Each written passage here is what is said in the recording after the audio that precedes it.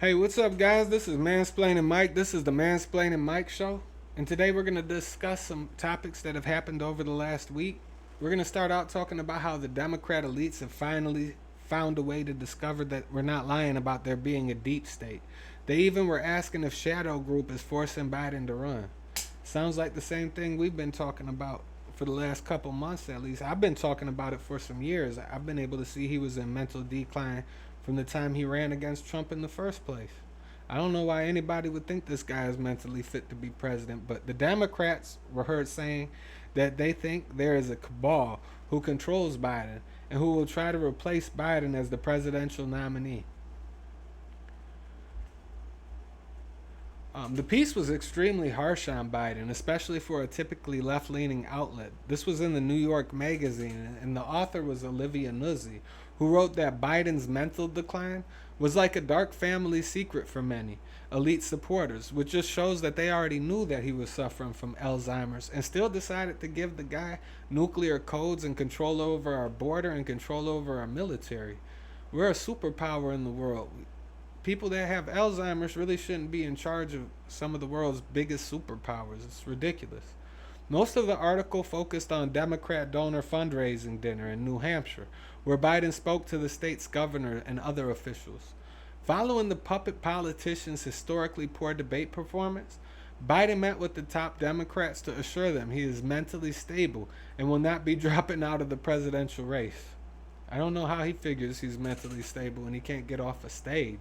He needs his wife to come and hold his hand and lead him off the stage. It's only about 12 to 15 feet in diameter. I mean, I don't understand how you would be lost on a stage.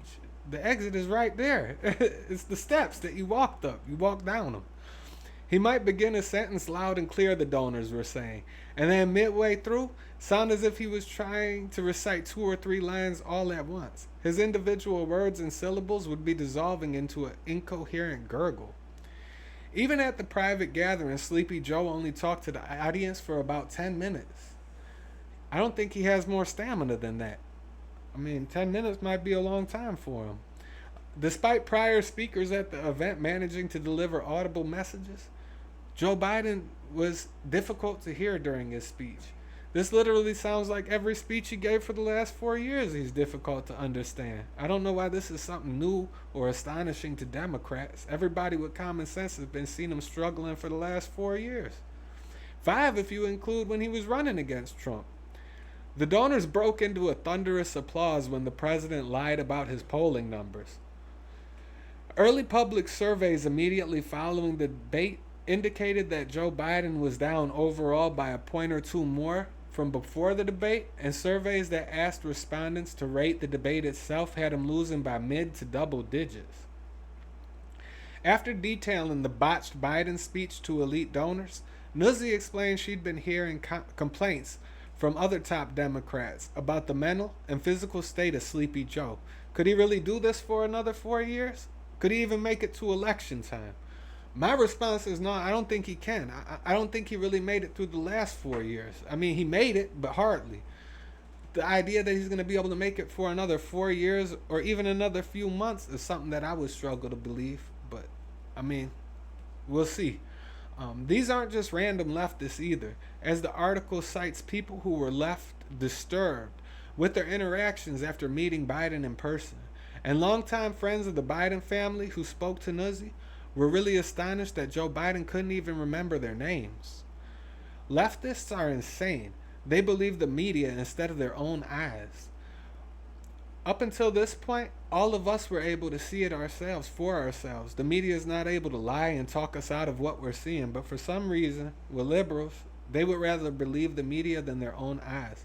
This article goes on and on. Sorry I can't act shocked by the obvious. Maybe they are all really bad actors. Remember that Russia hoax? Well, Russia's in the news again. Russia recently held mobile nuclear missile launcher drills days before the NATO summit. And I'm going to pull up a picture of that for you guys right here. I got to pull this one down. But you can see it right here. You can see the truck going through the forested roads. They had a video, too, of the truck just driving down the road. I didn't think it was necessary to pull it up because it's basically what you're seeing there, just moving picture. Russia's Defense Ministry, MOD, announced Friday that its forces are in the midst of nuclear training drills, utilizing Yar's mobile nuclear launchers, as cited in Reuters. They're holding nuclear weapons deployment exercises in southern regions near Ukraine and in coordination with Belarus. Similar exercises will be held by other missile units in the near future, the MOD was quoted as saying.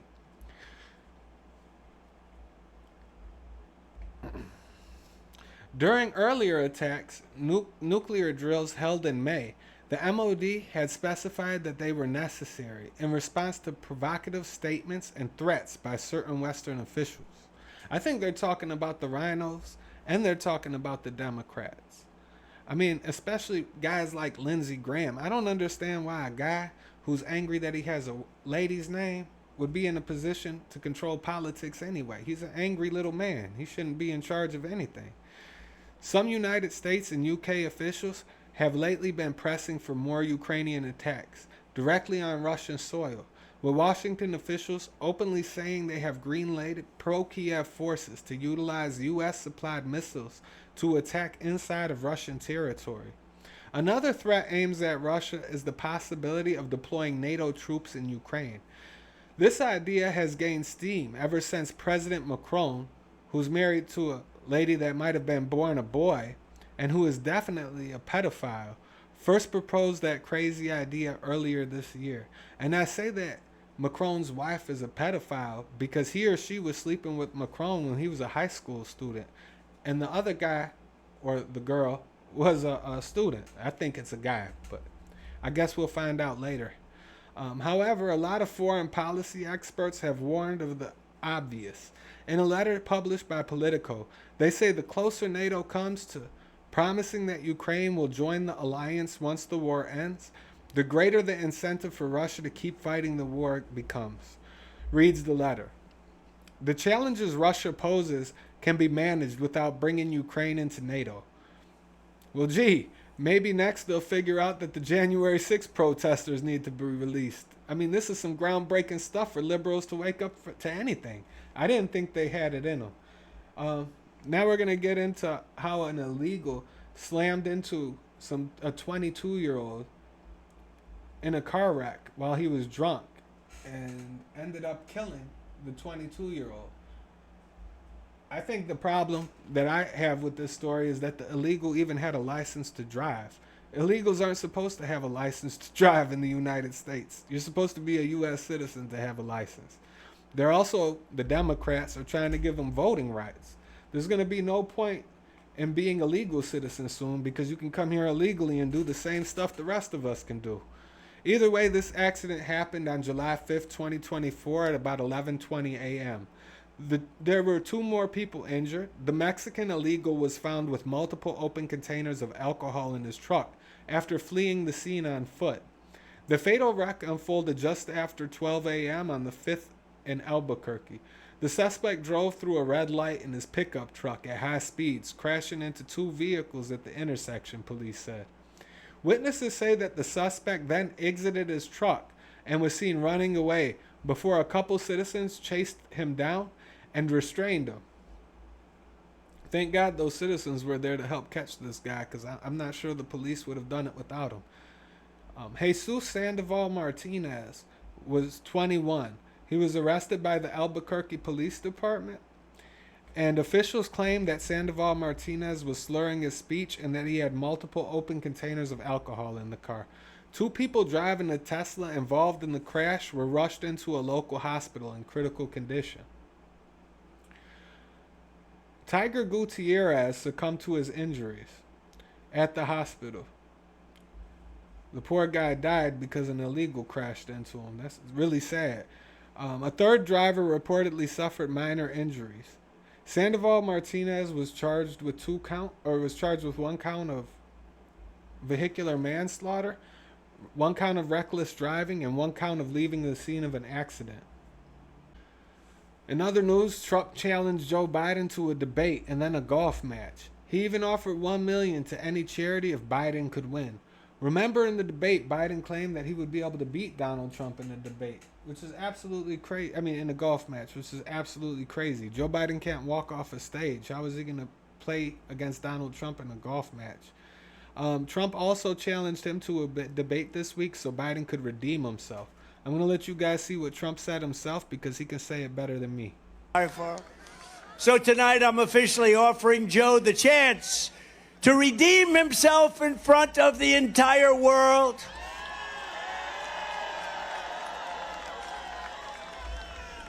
So Marco and Byron and everybody, here's what we're going to do. You guys can be referees if you like. Let's do another debate this week so that Sleepy Joe Biden can prove to everyone all over the world that he has what it takes to be president. But this time it will be man to man, no moderators, no holes barred. Just name the place, anytime, anywhere. Man, it's great to see Trump give speeches. He's in it like he's no older than 40 years old. While we look at Joe Biden, he's 80 and he acts like he's 102. And more stuff had happened that was strange. For example, when John Pierre was asked if Joe Biden would be able to respond to a nuclear attack after 8 p.m., she acted like she couldn't even say yes to it. Well, he also said he's sharpest before 8 p.m. So, say that the Pentagon at some point picks up an incoming nuke. It's 11 p.m. Who do you call? The First Lady? He has a team that lets him know of any news that is pertinent and important to the American people. He has someone or that is decided, obviously, with his National Security Council on who gets to tell him that news. Isn't that something? A president who won't get up during a nuclear attack? I wake up in the middle of the night if I hear the dog bark, but he thinks he's going to sleep through a nuke. That's absolutely insane. Man, it really shows the type of bind our country is in. And then watch this. They have to talk to him like he's a child and tell him he's going to give big boy speeches. After that, the president will hold a press conference. I guess a big boy press conference is what we're calling it, and take some questions from y'all. This week, President Biden will speak to national labor leaders of AFL-CIO, host the NATO summit to show the unprecedented strength of our alliance, hold a press conference, a big boy press conference, according to Justin Sink from Bloomberg. What an embarrassment this guy is. A big boy giving big boy speeches.